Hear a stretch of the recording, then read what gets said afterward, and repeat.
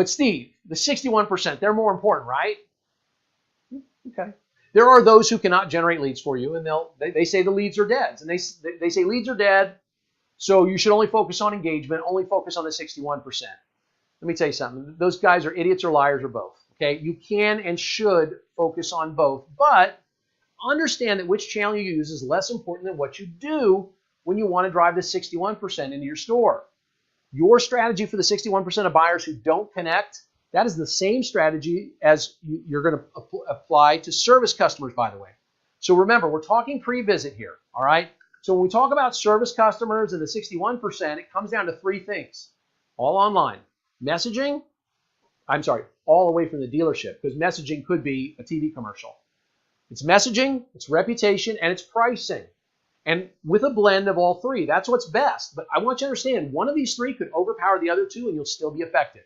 We're going to look at a dealership that's extremely effective here in my market, whose their message, they don't give you the pricing online.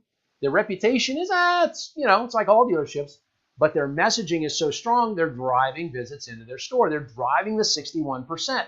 So you can have one of these, reputation be great, or pricing be great, or messaging, overpower the other two, and you can still be effective. For example, a great messaging or low pricing can overcome a mediocre reputation, right? You know the dealers out there. They're dealers with a 1.2 star rating on Google, and they've got 500 or more reviews, and everybody says bad things about them, and they're selling 400 cars a month because of their messaging and their reputation. Their messaging and their pricing. They're giving away the cars, and they're showing that right up front. That's how they're able to overcome that. Now, messaging, that is what you say and how and where you say it. Could be a TV commercial, could be your website, could be a Facebook post, or even a print ad. Your messaging should be consistent wherever it is, whether it's on your website or in even a newspaper ad. Local dealers are doing well with newspaper ads even today. So save the emails. I've got dealers that I can prove it to you with. But your messaging should be consistent. It should be reinforced what the 61% of the service prospect needs to hear. See, our messaging that we're going to put out there is what they need to hear, okay? The 61% that'll drive them to come in here. Now, driving sales taught us that 99% of buyers expect a hassle when they start the car shopping process, right? So your messaging should address this, right? Things like, we're your no-hassle place to buy. Put that on your website, put that in your commercials, wherever. A similar study, GfK, showed us that 67% of consumers avoid using dealers for maintenance. That's, oil changes, because of perceived higher prices. So what's the messaging we need there? Hey, our oil change $24.99, oil change $39.99, whatever it is, putting that messaging on our website. And I know it's a price message, but the fact is we're overcoming what keeps the connected customer from using us for maintenance. Now, your messaging is everywhere, but on your website, it's critical. First, because you control it, okay? That's why your messaging on your website is the most important. Second, though, other than review sites, your website is really the only place consumers can learn about you. And the third reason that your website is so important is that dealers say their website is their primary digital channel for service. Think about it. What are you doing online for your service other than your website? Really, it's your website and maybe a couple minor sites like Repair Pal or whatever. When you use what we call trust messaging, that reduces customer fears. So when we talk about website trust messaging, we're talking about the message and actually things like these badges. These badges work.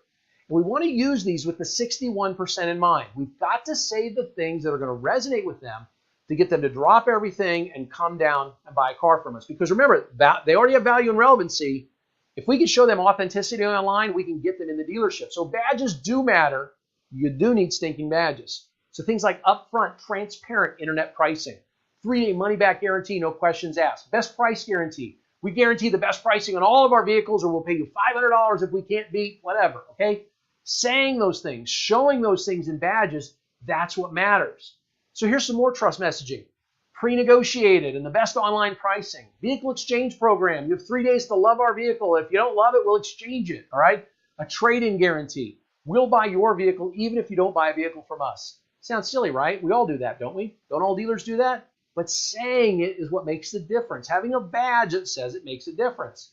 Our service department is staffed with only Honda factory-trained technicians. Of course it is. Are we saying that? Are we building that trust? We offer guaranteed Toyota parts backed by a factory warranty. So we need to get them away from the independent and back into our dealership for service. And so we need that trust messaging We need those trust badges. Now you can build trust through transparency. Online transparency actually builds more trust. And transparency is about information sharing. So remember, we got to watch this.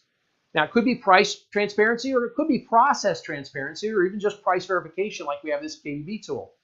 Price verification tools like KBB's Price Advisor Report, these are a good example of adding transparency to your website that builds trust. But make sure that you're on top of this. Make sure your internet manager or your digital manager watches things like this, because you want to make sure that what you report fits what message you want to the customer. So for this dealer, they weren't keeping an eye on it. And they had a vehicle that KBB said the fair market price is $59.88, and they had it priced at $9,700 online. Now, they had justification for why it should be $9,700, but they needed to get rid of the price advisory report on that vehicle, because now they're breaking trust through transparency instead of building trust through transparency. Now, service needs transparency too, okay? For example, customers don't know anything about you. Do you offer competitive pricing for basic services? You probably do. Do you offer free inspections? Well, then say this on your website, okay? Most consumers just assume you're more expensive than an independent shop. And you know what? These are examples of trust messaging by saying these things: competitive pricing for basic services, and putting your competitive pricing for basic services online. Showing that you have free inspections for this or that, free brake inspection, free muffler inspection, whatever it is.